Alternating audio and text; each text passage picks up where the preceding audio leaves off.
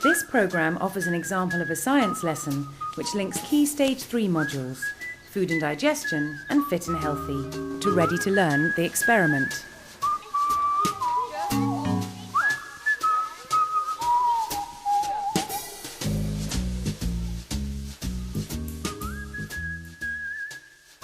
The lesson establishes which environmental factors can affect readiness to learn, and then sets out to assess their impact through a process of research, practical experiments and classroom discussion. What does the brain need in order to function properly? And how might students best maximise their potential by creating a good environment in which to learn?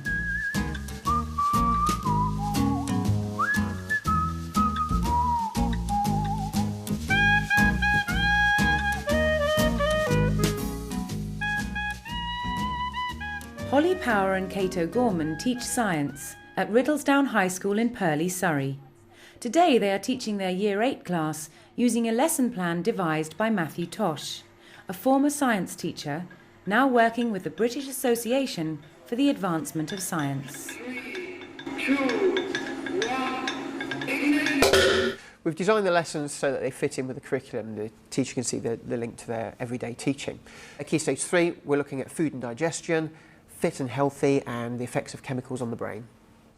Okay, I'm just going to start off today's lesson by looking at what we think it means to be ready to learn. I'm going to read out a list of different factors.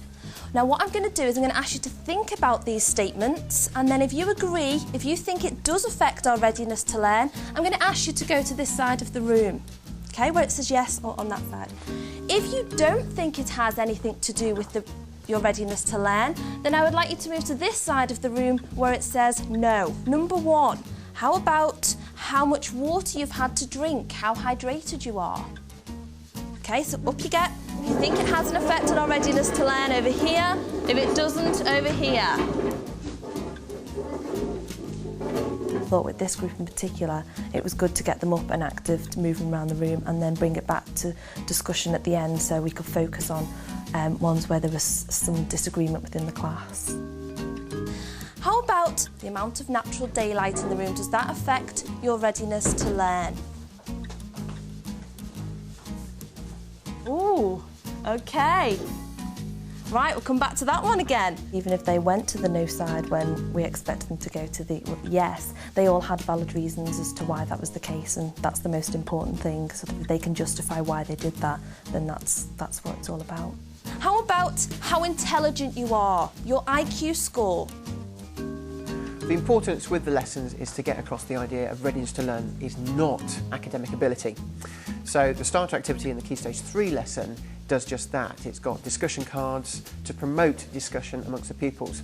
Now there's some points on there that might be a bit debatable, and that's great because we want children to think, what actually is readiness to learn? We've got some research information for you, and this information pack tells you some information about foods which are good for the brain. Okay, I'm going to ask you to get into groups of 4 with a couple of research packs and the piece of A3 paper, and you are going to complete the table. Okay, so it has natural sugar. Oh, okay. Didn't it say something about cancers? Yeah, it says if you have too much, it's bad for your heart, and it's linked to certain cancers. They obviously knew what food groups each food belonged to, because that's what we've done in food and digestion, but they don't know the reasons why certain foods are good for you and why they're not so good. So it was a good opportunity to interact and discuss in groups and pull the ideas together. What we're going to do now is we're going to take some feedback from the research you've just completed about the different foods, about what foods are good for the brain and what foods might not be so good and we might consider as being bad for the brain. Sugar foods are bad because it can cause major altering moods and because it gives your blood an instant sugar rush, but can lead to aggression and tiredness later. Instead of eating lemon foods, you could have a piece of fruit instead. Why would fruit be good for the brain, Kirsty? Because it's a source of vitamins and minerals. And we've already said vitamins and minerals maintain physical and mental health. Okay, so we're going to talk about now how this all relates to you. I'd like you to think about all the things you've learnt so far today and to think about how that affects your readiness to learn, okay, and every lesson that you have at school. So could you put your hand up if you wouldn't mind telling me what you ate for breakfast today? I had a banana and a poached egg. What are the 7 food groups that you know about is in, say, for instance, the poached egg? Protein. Well done. There's a lot of protein in poached eggs, and we've learned already about how that helps our brain to function. What did you have to drink with your breakfast? I had a cup of tea. Now, caffeine is actually a type of drug. Can anyone tell me the name of the type of drug caffeine is? Is it a stimulant? Excellent, well done. It's a stimulant. It quickens your reaction speed, OK? At Key Stage 3, one of the aspects to look at is drugs and the effect that has on the brain. So we've included an option in the lesson to do a caffeine experiment whereby you look at the heart rate and maybe pupils' rate of response before and after drinking a caffeinated drink.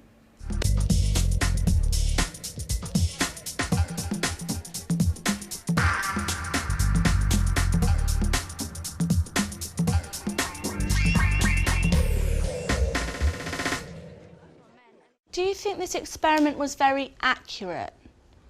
Well, it wouldn't have been that accurate because the ruler could have been like wobbling and it might have gone sideways. Anything else that can make it less accurate? Connor? It needs time for the caffeine to get into your bloodstream. OK, so what we need to do is when we evaluate an experiment, we need to think about how we could have made it more accurate and what we'd do next time. So what would you do next time if you were to repeat this experiment? I would pour the Coke into a beaker and measure out how much I was going to take.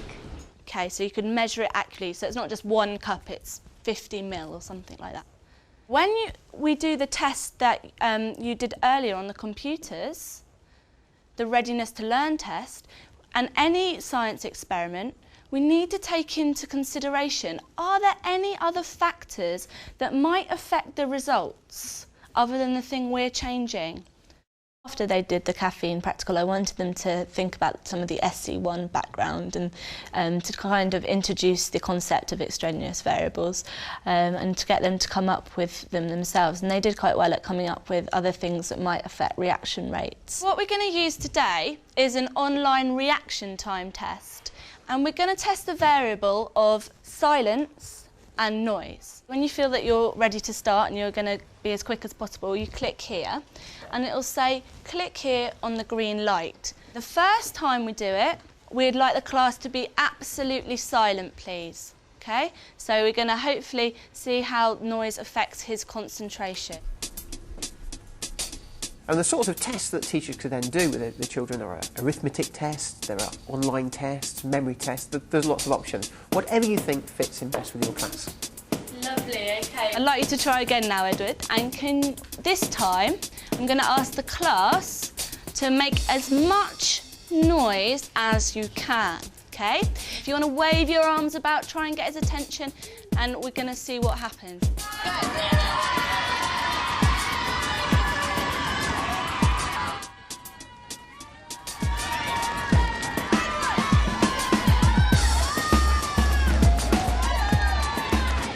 If we were to repeat it, what could we do differently? You could get someone else to do the noisy one. Good, so what we're going to do now is we're going to ask somebody else to do it again, but they're going to do noisy first, and then they're going to do quiet afterwards. Whenever you're ready, let's hear you.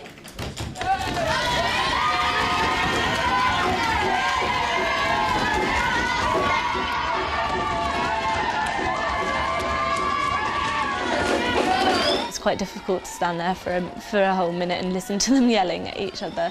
There are lots of other variables you can look into that do affect your reaction rate.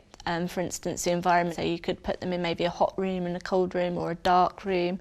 Our results actually have shown us today that we can react quicker when it's noisy. What might be the reason for why there's a big difference between Ed's score and Kirsty's? And I noticed on Edward's quiet one, the first time he did it, he took like twice as long as all the other times. He might have just not been like used to it. Definitely.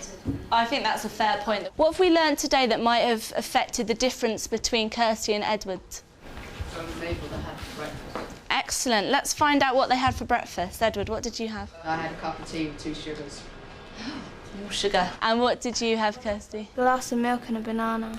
OK, Kirsty had a banana and Edward had a cup of tea with 2 sugars. How might that affect his alertness? Kirsty had natural sugar and Edward didn't.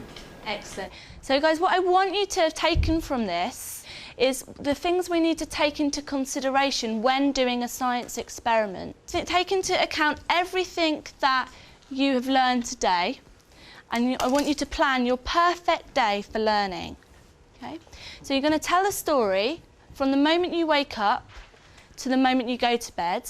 All lesson they'd been learning about the things that can affect them, but I then wanted them to think about how they can put that knowledge into practice. They can then kind of apply that to how they behave and how they act every day, and what things they can do to improve their reaction and their concentration. Okay, hands up. Who would like to share their perfect day for learning? Don't be shy. After a good night's sleep, feeling awake and refreshed. After washing my face, I go to the kitchen and have a piece of fruit and some fresh fruit juice. Ideally, there will be lots of positive benefits of this, particularly getting children to understand how to become better learners. Then perhaps children can modify the way that they set up their learning environments at home.